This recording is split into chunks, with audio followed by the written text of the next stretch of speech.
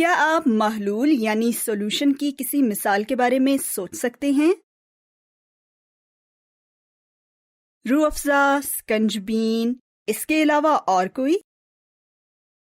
کسی آمیزے یعنی مکسچر میں ایک یا زیادہ اشیاء کا کسی دوسری شے میں متوازن، یکساں یا ایونلی حل ہونا محلول یا سولوشن کہلاتا ہے۔ سولوشن میں جو چیز کم مقدار میں موجود ہو اسے منحل یا سولیوٹ کہتے ہیں، اور جو زیادہ مقدار میں پائی جاتی ہو اسے محلل یا سولونٹ کہتے ہیں۔ تو سکنجبین میں سولونٹ اور سولیوٹ کیا ہوں گے؟ چینی اور لیموں کا رس سولیوٹ ہوں گے اور پانی سولونٹ۔ بہت خوب۔ سولیوٹ اور سولونٹ ٹھوس یعنی سالڈ، مائع یعنی لیکوڈ اور گیسز کی حالتوں میں موجود ہو سکتے ہیں۔ اسی طرح سولوشن بھی مادہ یعنی میٹر کی تینوں حالتوں میں پایا جا سکتا ہے۔ سولوشنز کی 3 اقسام ہوتی ہیں: گیسوں کا سولوشن، مائعات کا سولوشن، ٹھوس اشیاء کا سولوشن۔ اب ہم سولوشنز کی کچھ مثالوں کی طرف چلتے ہیں۔ گیسز کسی دوسری ٹھوس، مائع اور گیس کے ساتھ مل کر سولوشن بنا سکتی ہیں۔ مثال کے طور پر ہوا مختلف گیسز کا آمیزہ ہے جو 78% نائٹروجن، 21% آکسیجن، کچھ آبی بخارات یا واٹر ویپر، کاربن ڈائی آکسائیڈ، آرگن اور دیگر بہت سے اجزاء پر مشتمل ہے۔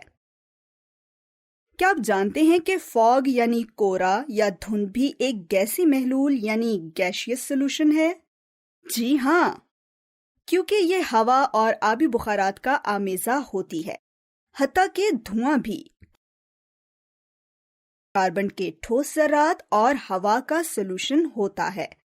اس سولوشن میں ٹھوس ذرات سولیوٹ جبکہ ہوا سولونٹ ہوتی ہے۔ گیسوں کی طرح مائعات بھی دیگر مائعات، ٹھوس اور گیسز کے ساتھ مل کر سولوشن بناتے ہیں۔ چند مثالیں ملاحظہ فرمائیں۔ سکنجبین میں لیموں کا رس پانی کے ساتھ ملایا جاتا ہے۔ یہ مائع یعنی لیکوڈ سولوشن کی مثال ہے۔ لیکن سکنجبین میٹھی کیسے ہوتی ہے؟ جب آپ لیموں کے رس اور پانی کے سولوشن میں چینی ڈالتے ہیں تو یہ ایک مزیدار سکنجبین یا مائع سولوشن بن جاتا ہے جس میں ٹھوس چینی سولیوٹ ہوتی ہے۔ لیکن کاربونیٹڈ ڈرنکس کا کیا؟ کاربن ڈائی آکسائیڈ کو پانی میں حل کر کے کاربونیٹڈ ڈرنکس بنائی جاتی ہیں۔ یہاں کاربن ڈائی آکسائیڈ سولیوٹ جبکہ پانی سولونٹ ہوتا ہے۔ آخر میں ہم ٹھوس سولوشن کی مثالیں دیکھتے ہیں۔ ٹھوس میں ٹھوس اشیاء کے سولوشن عموماً صنعتی پیمانے پر استعمال ہوتے ہیں۔ مثال کے طور پر خالص سونا بہت ہی نرم ہوتا ہے اور اسی وجہ سے اس سے زیورات نہیں بن سکتے۔ اس مقصد کے لیے تانبا یعنی کاپر کو سونے کے ساتھ ملا کر اسے مضبوطی دی جاتی ہے۔